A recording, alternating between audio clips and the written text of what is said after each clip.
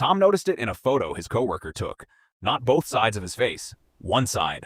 The left side looked noticeably older. Deeper lines, looser skin, more sunspots, while his right side looked years younger. Same person, same age. Two different faces. Tom had been driving a delivery route for 15 years. Same route, same seat, same side of his face turned toward the window, every single day. Quick note, this is educational, not medical advice. At the same time, his coworker Chris, who worked mostly indoors and wore sunscreen daily out of habit, looked roughly the same age on both sides of his face, and honestly looked younger overall than Tom, despite being 2 years older. Here's what's actually going on. Most people assume aging is just time passing evenly across your whole body. But according to the Skin Cancer Foundation, up to 90% of visible skin aging isn't caused by age at all. It's caused by cumulative ultraviolet exposure, something dermatologists call photoaging. And photoaging isn't evenly distributed. It's distributed exactly where the sun actually hits you, repeatedly, over years.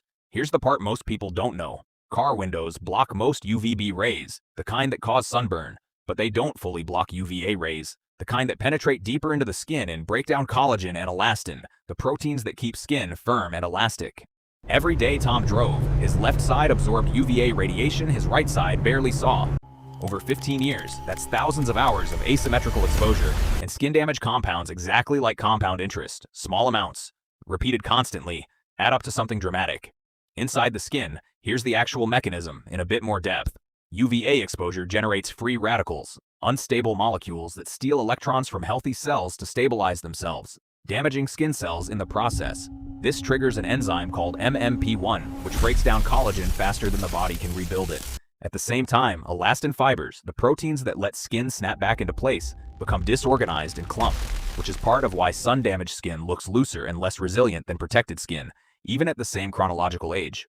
Over time, this also thins the outer layer of skin itself, which is why sun-damaged areas often look almost translucent with visible small blood vessels. Tom's left side wasn't aging faster in some abstract sense. It was accumulating measurable, specific cellular damage, one drive at a time, for 15 years.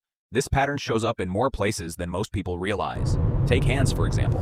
Many people notice their hands look older than their face, even though both are exposed to daily life. Part of the reason is that facial skincare habits, moisturizer, sunscreen, get applied to the face far more consistently than to hands, which are washed repeatedly, exposed to sun while driving or walking, and given almost no protective routine at all. The mechanism is identical. Collagen breakdown from repeated UV exposure. It's simply concentrated wherever protection is weakest and exposure is highest. Chris avoided most of Tom's damage simply by being indoors more and by applying sunscreen out of habit, not because he understood any of this mechanism. He just didn't want sunburn.